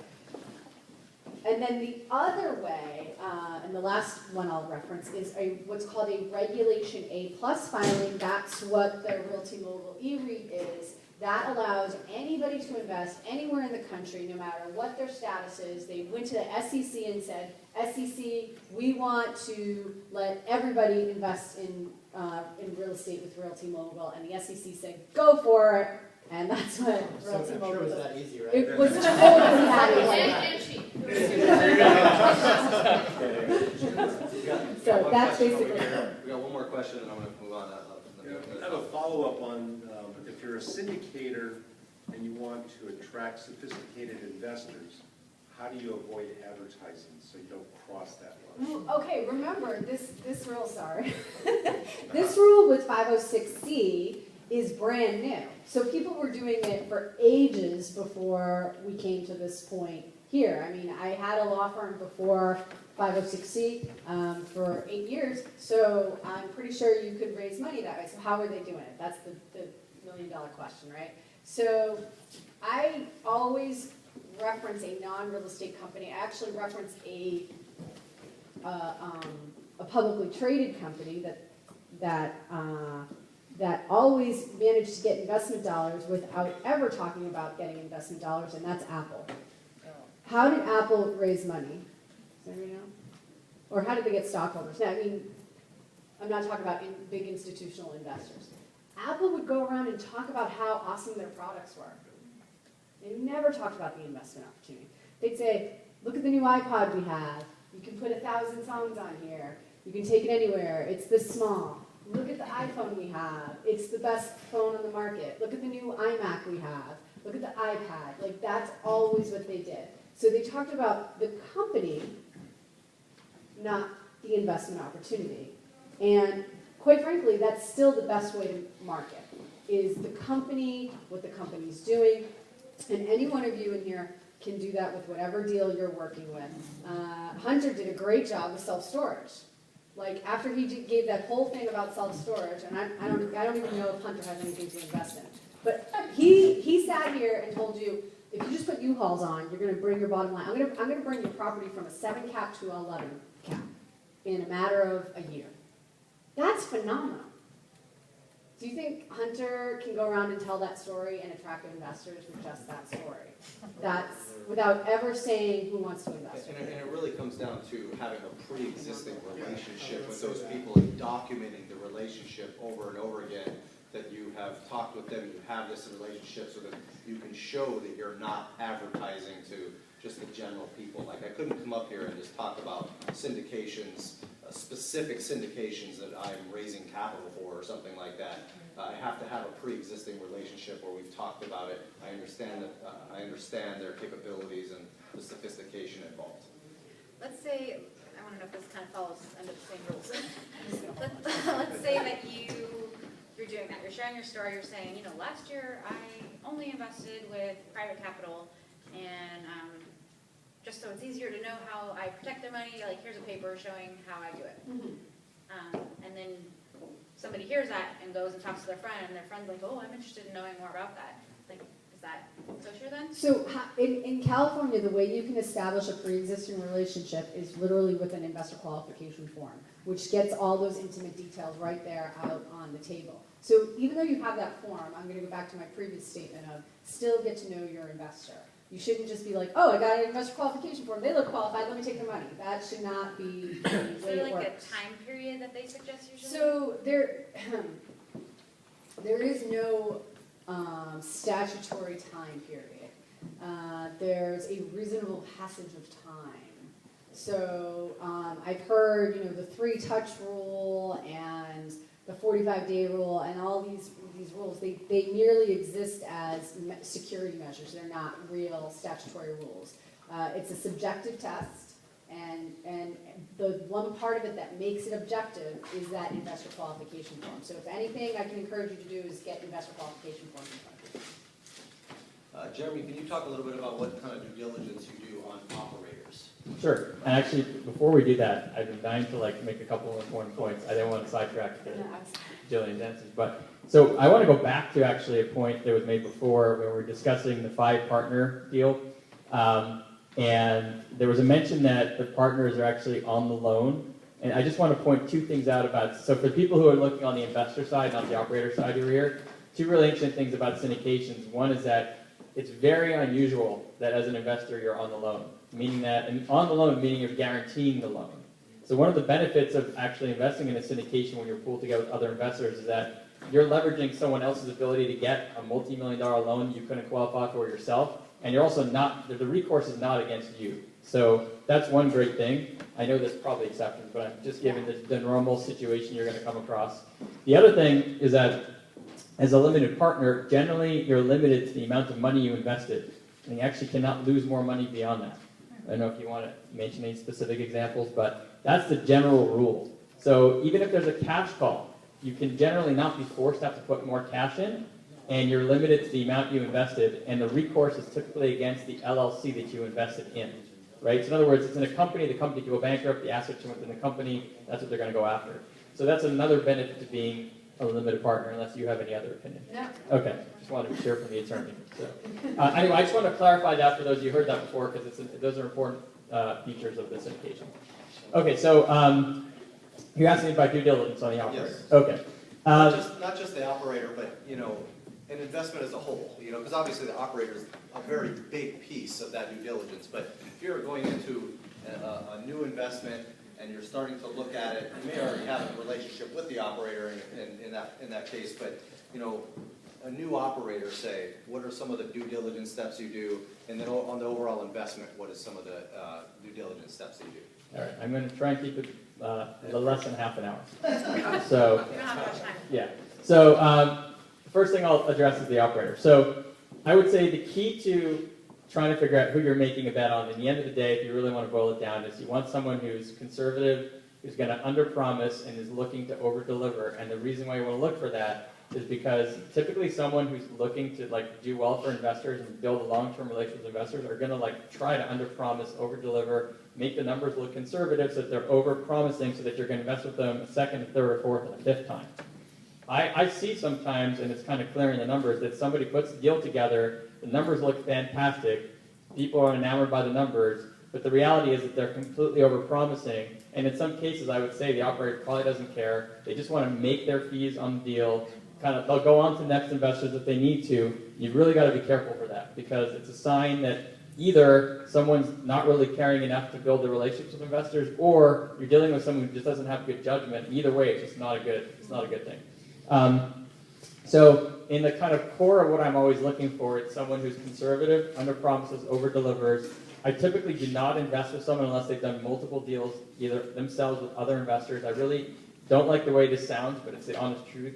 I do not want people generally to learn off of my money, right? You want someone to learn off of someone else's money and actually benefit from the learnings and then invest with them at the right time. I'm sorry if it sounds bad, but it's true. That's true. Yeah. So you definitely want to, see how many deals somebody's done. And I want to point out too that if someone's doing their first syndication, but they've been working with a syndicator for 20 years, okay, then you can be sure that they probably have a good amount of experience. Or even if they have some other jobs related to real estate and they're doing the exact same, let's say someone's been working within a self-storage operator for 10 years, and they're doing their first self-storage syndication. There's definitely a lot of aspects to actually managing the syndication and managing the whole thing that they may not have experience on, but at least with the asset class, you know that you're actually in good hands. So it's not always a question of how many deals has someone syndicated necessarily. It's a combination of all their experience together. One thing that's very hard to describe, but it's important to see, is that when you're reading, I would even go so far as when you're reading the operating agreement, the PPM, and even the overview, you want to read between the lines. So if I'm having and even when I'm talking to somebody, if you're trying to judge if somebody's conservative or not, you can read the actual specific language and listen to them. Like one great example is, if you're on the phone with somebody asking questions about an opportunity, and they're like, oh yeah, well, this is a guaranteed return of 8%. Oh. You hear the word guarantee, you just run for the door. Because nothing is ever guaranteed in these deals. That's like the number one rule. You can always lose all your money in any of these deals. Low risk, guaranteed, safe, secure. If anybody uses any of those words, yes. Yeah. And don't you use those words. Yeah. And I can if you give me an opportunity right here, I can give you 20 ways it can go wrong. And I call them all 1% risks, right? Someone could leave to the Bahamas. Somebody could spend all the money on boats and cars and yachts. Somebody could basically misappropriate the money. They can mismanage it. There could be a hurricane. I keep going on. Okay, there could be a fire. The insurance company doesn't want to pay, and you're in a lawsuit with them for 10 years. I keep going. So there's a ton of... It depends on the asset too, right? I mean, every asset has different risks associated with it. Yeah, absolutely. So, but going back to it, so you want to read between the lines and try to understand if someone is conservative in the way they're talking to you, in the way the thing's written. You want to make sure the overview contains a thorough analysis. So sometimes I see overviews, for example, where there's from time to time, I see like a market overview that discusses a market in one paragraph. That's not going to cut it, Now the question is, do they only have one paragraph about the market because they know the market really, really well, but they just didn't put it in the documents? Or do they not research the market well enough? When they're running like comparable rents on an apartment building, how many comps did they run?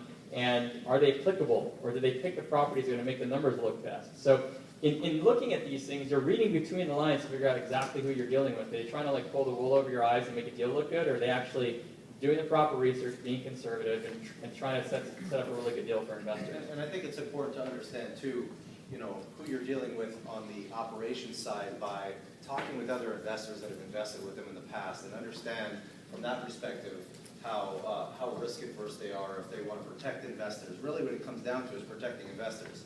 What is an operator going to do when things go bad and it's out of their control? Are they going to go and do everything they can to protect their investor, or are they going to put their hands up and not move? Are they going, what is the actions that they're going to take? And is there experience that other investors have had with them when there's good and bad times? And so I think that's really, really important to understand is the nature of that person. And that's what a lot of what Jeremy's getting at is meeting them in person, face to face, having a sit-down conversation with them, and talking with them about the actual investment and understanding it yourself to be able to really determine who you're dealing with as a person. Are they going to go through and put their own money in the way to make sure you're protected, to make sure you get your money back? Yeah, I fully agree with that. And another example I like to use, you're probably not going to love this, but being the attorney. So I like to say that if you can invest with wealthier people, they can potentially help fix problems. Like if the deal needs a loan and they can't get the cash call, they may put it in themselves. I'm going to give you a really good example of a 1% risk that I went through as an investor personally, and only because both the combination of the personality that Matt was referring to, as well as the wealth that they had, kind of made the deal work out okay for investors. So I invested in like a 300-unit apartment building across the first property across the state from a state university campus in Michigan, and we assumed the loan, and within about 2 years, the loan was due for refi, and we got a really good deal. It was like 100% occupied. So spring comes around that year that the loan's due in the fall, and the city decides to close the bridge between the apartment and campus to do the repair, okay? So students are coming in during the renewal season in the summer, and they're saying, well, how do we know for sure the bridge is going to be open by the time we go back to school? So, you know, they're like, look, the city has promised this bridge is going to be open. They know that this is being used for students. So the occupancy rate goes from like 100% to 65%, okay? At 65%, we're talking about the loan before, the risk was that you couldn't refinance the property because you didn't have enough income supporting the loan refinance. So basically, it comes to the fall, income doesn't support, and of course, like next year, and by the way, the bridge opened in time for school, but it didn't matter, right? So, you know, bank looks at the situation. If you're the operator, you're like, look, next year we're going to be at 100%. The bridge is open. This is just a temporary problem. For whatever reason, bank didn't want to extend the loan for a year. They basically took the property back. Property was foreclosed 2 years later. It was like 100% really good location, you know, 1% risk that I've talked about, right? But the cool thing that happened in the deal is that you have this operator who owns 17 student housing apartments. A lot of them they own themselves. They're very wealthy. You have a combination of like wealthy person plus right personality. They say, you know, we feel awful for the investors. This is ridiculous. And they actually transferred everybody from that opportunity to another opportunity they owned outright, and transferred everybody's investment over from their own pocket, right? No legal obligation whatsoever. They literally could have just walked away from it. Nothing could have ever happened to them, right, from a legal perspective. But what made it possible for them to do this was a combination of wealth and the right personality. So the right personality is key, and sometimes wealth can also help the situation. So, you know, there's a slightly low risk if you're investing with someone who's wealthy, and this is a great example of why. You know, we lost a year of cash flow as investors. It took a year to get us transferred from legal and accounting and other issues. And now it's doing really well. It's 100% occupied. First building across another state university, with no bridge. So who bought the property back? They probably made a lot more money now because they did that with these investors, because their reputation went through the roof. Right. So I'm not saying that as an investor I expect people to actually transfer my equity in this position, to be totally honest with you, but invested with the right person, with the right personality, and with the ability to do that. So that's just a good example. Anyway, so sorry, you wanted to also talk about looking at the deal, right? Yes. So, yeah, the challenge of answering this question is that looking at a deal really varies depending on the asset class. So if you're trying to figure out if you want to invest in a self-storage facility, there's different considerations that if you're investing in an apartment building versus investing in a hotel versus investing in industrial, and I can kind of go on and on, right? So in general, what you're looking for is, what do the projections look like? Do you agree that they're conservative? Do you agree that they're actually realistic, right? So if you're looking for someone who's being conservative, you want to see what rent increase assumptions do they put into the pro forma, and do you think they're realistic? What expense increase assumptions for inflation, for example? And in fact, a great example is, did somebody actually include expense inflation? Sometimes I see deals where they've got like utilities, and it's the same each year. And you're thinking to yourself, there's inflation in this world. If this person didn't increase utilities over every year, you don't want to look at this deal. They're either trying to make the numbers look better, make the expenses look lower, or they weren't sophisticated enough to add inflation into this. It's just a huge red flag as one example. Another example is if you're investing in apartments, for example, a really easy example is that typically there's an expense ratio that makes sense associated with an apartment as a really quick check. So if you're in a colder climate, it's going to be more expensive to run. If you're actually paying for some of the utilities, it might be more expensive. The expense ratio might be higher, and vice versa. But there's a range you look for apartments where you just do a quick test and you say, if someone has a 30% expense ratio on an apartment, they're probably understating the expenses, making the numbers look better, and they're not accounting for what the true expenses are going to be. On the other hand, if you see a 70% expense ratio, you're going to have to ask them why, because it seems like they've just budgeted way too much for expenses, and maybe there's an aspect of the property you don't even understand. Maybe there's some utilities that they wouldn't normally pay for that are put in there. Maybe there's something else going on with the property. But really key is that you go through every line item in the pro forma, just take a look and see that it was done right. And one great example of what's commonly done as well to make the numbers look better is they may assume a 3% rent increase inflation each year, but maybe they're assuming a 2% inflation increase for expenses. And the question is like, why is it that general expenses are going to go up slower than rents? They could argue, oh, we're in a hot market. Rents are going to be better, but can they really know that 7 years from now, right? So the best scenario you could find is somebody is actually using the same rent inflation and the same expense inflation so that they're actually coming up at the same level. Otherwise, you got to question whether someone's trying to create this bigger gap that compounds to make the numbers look better, just for example.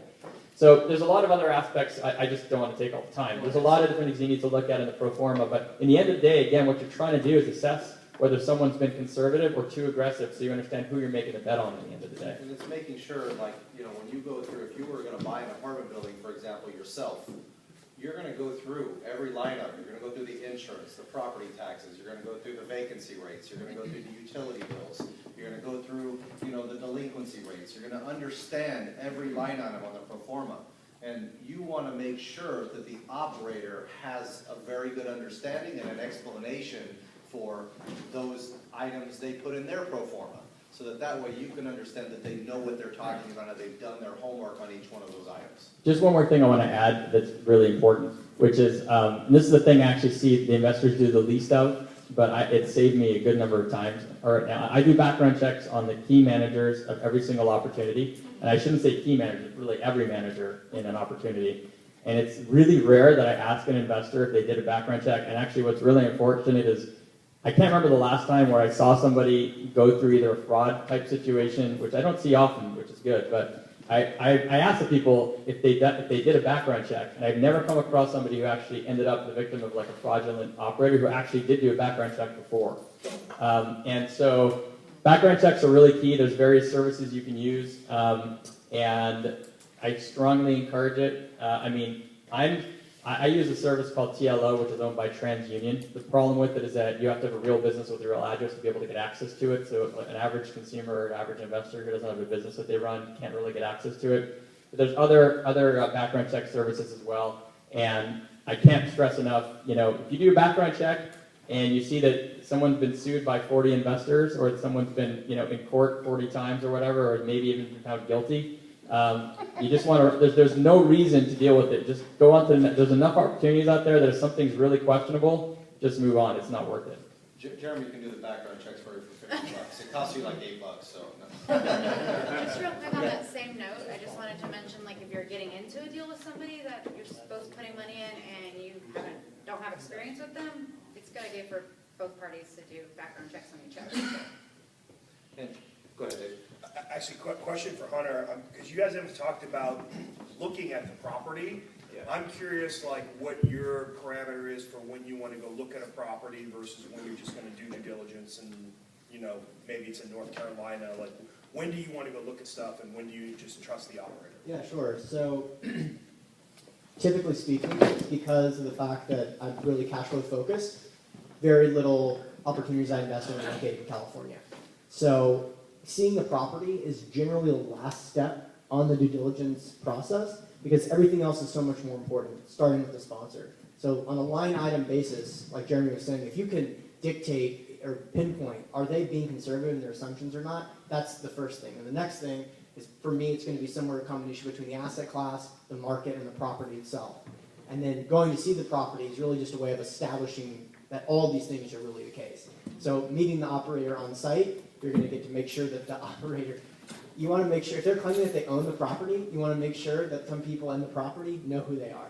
Right? Because anybody can say, yeah, meet me in Kansas at 159, whatever. And wholesaler? Yeah, something like that.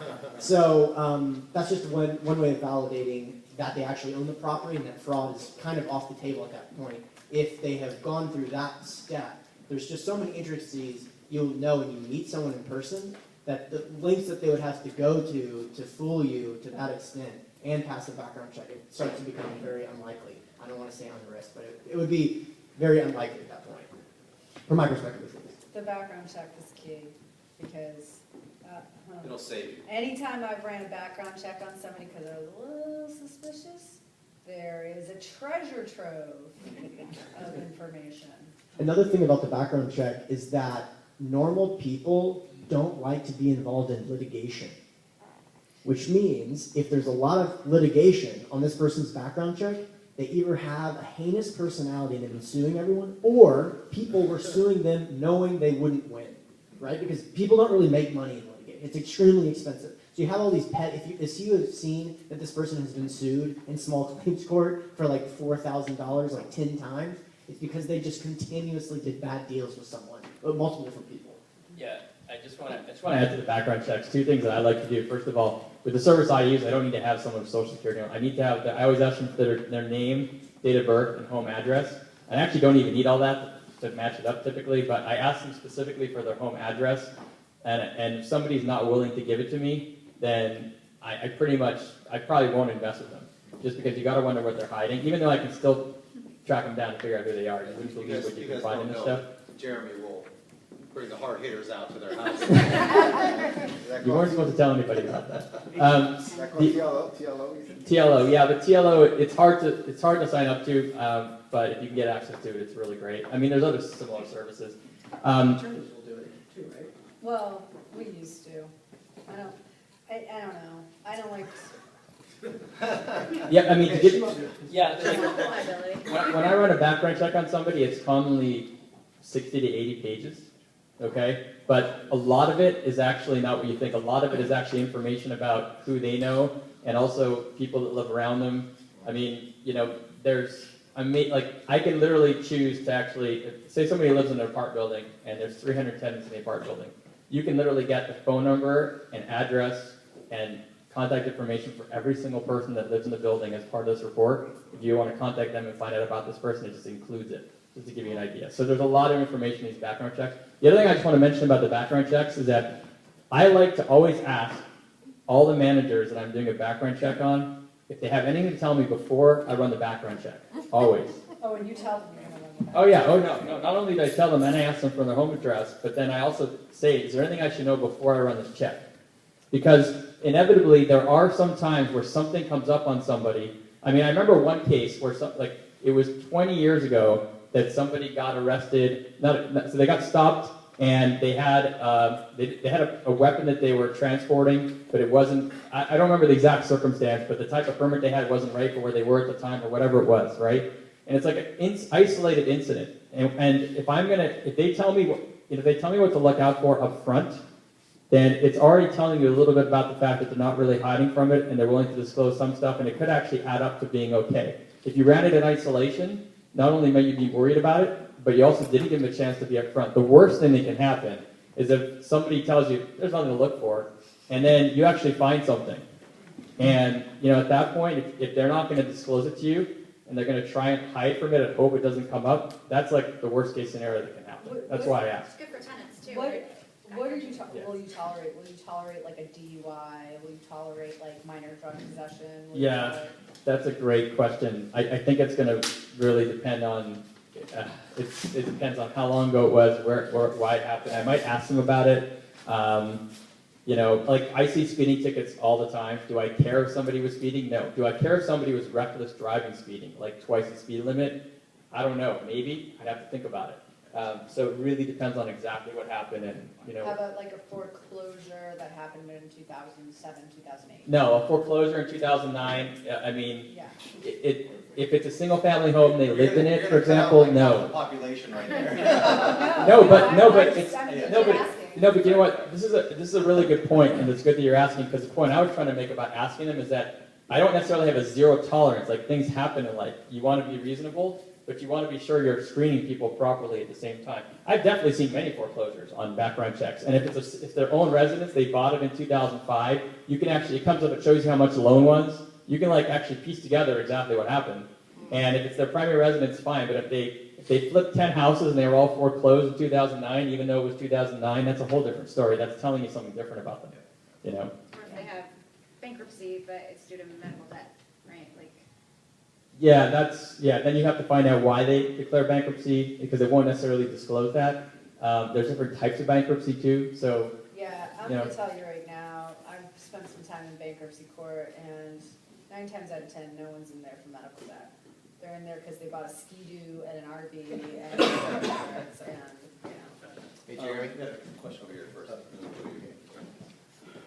On both of you, you mentioned that you check for litigation. We do a lot of value add. First thing we do is we kick out all the tenants that we think up front we know are non-paying, slow payers, maybe friends of the others who might turn bad next month, proactively. So with the county records, it looks like massive number of litigation, of course, which is all on unlawful detainer cases. So how do you view that? So I'm just going to take this quick first. I don't invest in those types of deals, so that's not an issue for me. But if I was investing in those types of deals, first of all, if I see some type of case that was brought against somebody, the first thing I'm going to do is see if they were found guilty or innocent. Because theoretically, if they're found innocent, and there was one case that happened, let's say, I actually will look into exactly what the case was, because it gives you the case number, you can go research it. But it could be something relatively minor. It could be a small claims that somebody had for 400, they were found not guilty, and it was 15 years ago. Probably not going to care. If I find 5 tax liens on somebody that still haven't been paid, often I actually see tax liens that come up where somebody, maybe it was an old address that was sent to, they didn't even know that they had a tax bill, and it was like $500, and then they paid it off immediately, after they found out about it. And you can kind of piece together what happened. In your case, because I don't invest in those asset classes, it's hard for me to say. But if you're telling me, let's say you win every single case, then it would be interesting, because I would be seeing that you're winning every single case, and I'd just try to figure out what it was. And I'd probably ask you about it, because if you're getting sued by that many people at once, if I see they all have the same address, I would be able to piece together that they were living all in the same building and understand exactly what happened. Yeah, it's just all unlawful detainers though, so there's no losing when you want them out and it's not for money. You just want to reposition the building. But initially you will have a lot of unlawful detainers that you're filing against them to clean up the building. Yeah, and I think that type of thing just determines, it's what the Course of situation business. is, right? I mean, like, I sold a house to a homeowner, and their inspector signed off, it was like built in 1910, and so their inspector signed off on everything, electrical was grandfathered in. They ended up trying to sue us afterwards and saying, oh, you have to replace 100% of the electrical in the house. It's like $9,000. I'm like, no, I'm not going to pay you, we're going to go to court, I'm just not going to get bullied like that. Settled now, taken care of, it was thrown out. But, that's the type of thing that could come up. But if I was to explain that up front, and that came up, like, that wouldn't be on me personally, it would be in one of the companies that I own. But, if that's something like that was to come up, that's something that you explain up front, in a situation, and explain them, show them the paperwork, something like that, to be able to, kind of explain that situation. Whenever you do real estate, and you're a massive operator, there's stupid little things that come up, So I had a tenant threaten to sue us because they were late on their rent and we filed eviction. And we're like, what? Great. There's little things you can't do anything about. So it's interesting you guys are all talking about this, because when I have a client who comes in and says like, oh, I got a DUI 10 years ago, I'm not going to put that in the paperwork. I don't care that you got an DUI. The investors might, but I don't care, and from a legal point of view, I'm not required to put that out there, so I'm not going to needlessly embarrass you in the event that they don't care about that.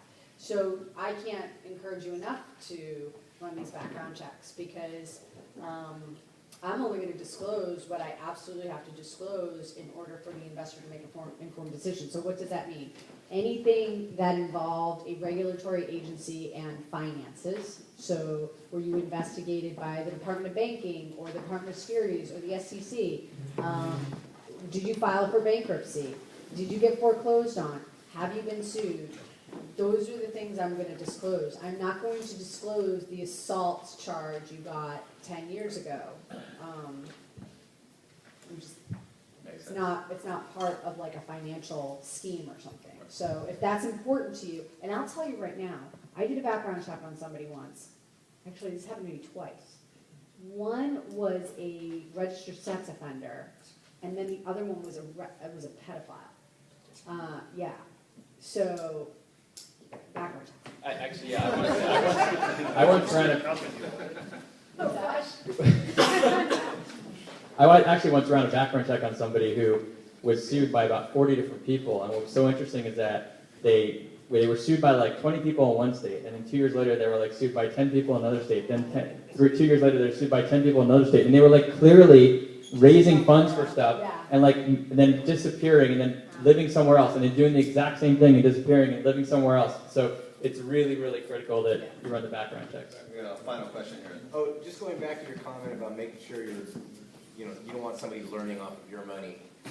Can you talk about the mechanics of how you go about, you're meeting with them, you ask them for like a portfolio of all their past projects, and then you start asking them for their financials?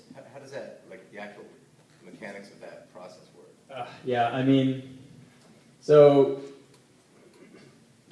I'm not quite sure where to start with that even. So the first thing I would say is that, as you're getting to know somebody, you can tell if they really understand their asset class or not. That's number one.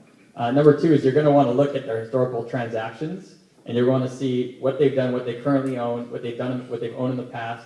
A lot of this can actually be substantiated in a background check because a background check shows their corporate affiliations. You can actually see which entities they're involved with, and potentially even what assets they own, like what real estate they own directly, if they do.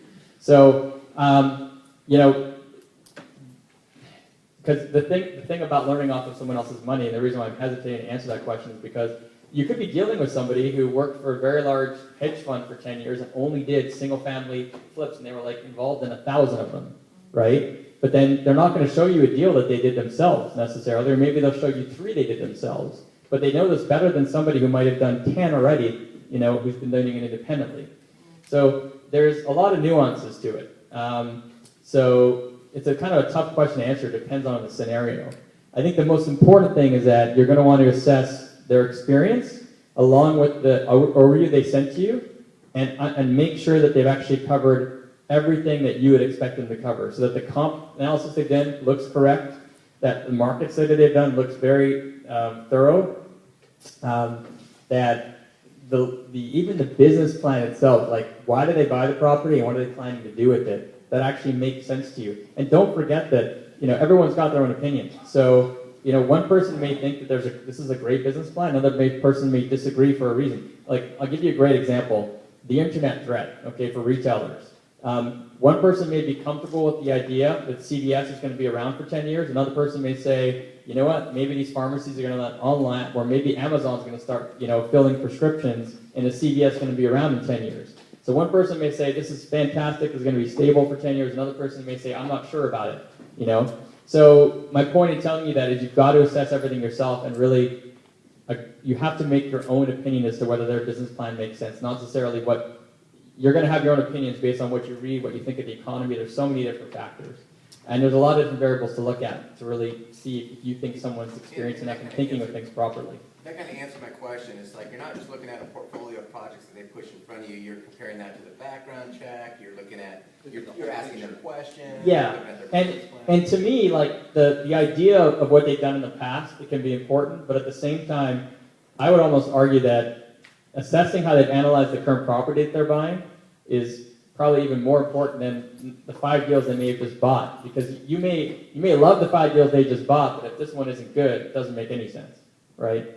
So I would put a lot of time and emphasis into sorting out exactly what you're investing in right now, and the background stuff is almost like, did they make the mark for you with all that other yes or no, like the yes pile and then the garbage pile for that. But the deal itself is where you really get into a lot of detail. I know that was supposed to be the last question. Brooke, what resources do you look at to be able to forecast what you think is going to happen in the various cycles of our economic? Yeah, that's another half an hour answer. So, look, what websites? Just list some websites, because that's the best, I think, to help people get educated. Yeah, so the first thing I would say is that I actually personally do about a good hour and a half to 2 hours a day of reading. On top of the PPMs? Nothing to do with the PPMs in my bed at night, apparently, with like a cookie and milk or something. Yeah, actually, the first thing I do in the morning is actually read about an hour and a half, 2 hours of the news and what's going on. And the really hard part about figuring out what's happening in the future is trying to actually kind of sort out the data from the media. And that can be really tough. And so I kind of do it in a combination of mainstream media and what they're showing, and kind of getting a gauge of general consumer sentiment versus the actual data and what that's showing us. So in other words, you read the comments. So where do you find the That's even less educated than the media right there. Right. So some of the websites I go through. So CNBC is interesting for consumer sentiment, but the problem is they're going to have a certain slant on things, right? So you can look at them. I like to take a look at Drudge Report, which has its own slant on things, but again can be some consumer sentiment. Any aggregator like that that's actually showing various stories, so they're going to have their own slant, but you can always look at and just evaluate it for yourself. Where I like to see actual data is, calculatedriskblog.com is really good in that they have their own slant. I think they're a little too optimistic, but what their specialty is to actually publish the data that's been published during the day, and then they do a little bit of analysis on it. And so that's a good place to look at just data. Zero Hedge is a real big favorite of mine. They're very pessimistic. Half the stories are going to sound like conspiracy theories, but the other half are really good. So if you can weed out and just ignore half of their stories, the other half are extremely valuable. The ones that look at the data specifically are really, really valuable. The writer is Tyler Durden, so Yeah. But it is very data-driven site. I really like very data-driven. A lot of Wall Street guys read it for the data, but it's very negative and pessimistic. But and I like to see Business Insider. Business Insider is also very slanted, but I like the fact that they actually present a cross-section of a lot of different parts of the economy. But they're very, a lot of these mainstream media sources are anti-Trump, and they may position some stories and the potential for the economy to look good or bad depending on what's going on today, depending on politics too. So that's the part that's really hard to sift through. If you read enough, you'll eventually get a kind of a high-level picture of potentially where things are going. Thank you. Hunter, you have a couple of sites? Yeah, just want to do a plug real quick, so thank you. I have a podcast that I just started called Cash Flow Connections Real Estate Podcast in iTunes. Cash Flow Connections. You just search that in iTunes. We have someone coming up named Jason Post who is extremely cyclically concerned, who is a multi-family investor, and we're going to talk about the economic cycle. And I'm really looking forward to it. The podcast is going to be a great source of education. Some absolute titans in the industry. Jeremy was one of the first guests. So yeah, check it out.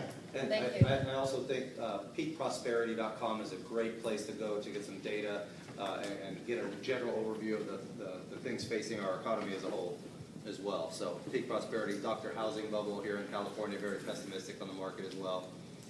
Yeah, I just want to add to Hunter. I've actually invested multiple times with Jason Post, and he's actually based in LA. He's a multifamily syndicator for the most part. And it's interesting. He's one of two deals only I've ever seen that the syndicator actually, in their pro forma, projected a recession and actually reduced the rents during a specific 2-year period that they thought there was going to be a recession.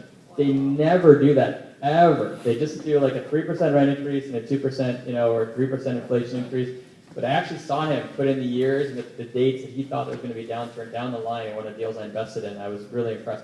I know him very well, and he's really very smart with the macro stuff. What was the name of it? Jason Post, P-O-S-T. Yeah. And you can always contact me, and I can give you more info about him. So. Thank you guys very much. We really appreciate you guys coming. Definitely everybody give them a round of applause.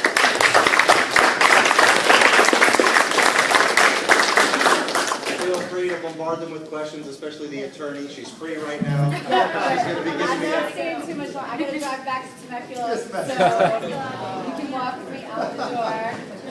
Definitely get our information.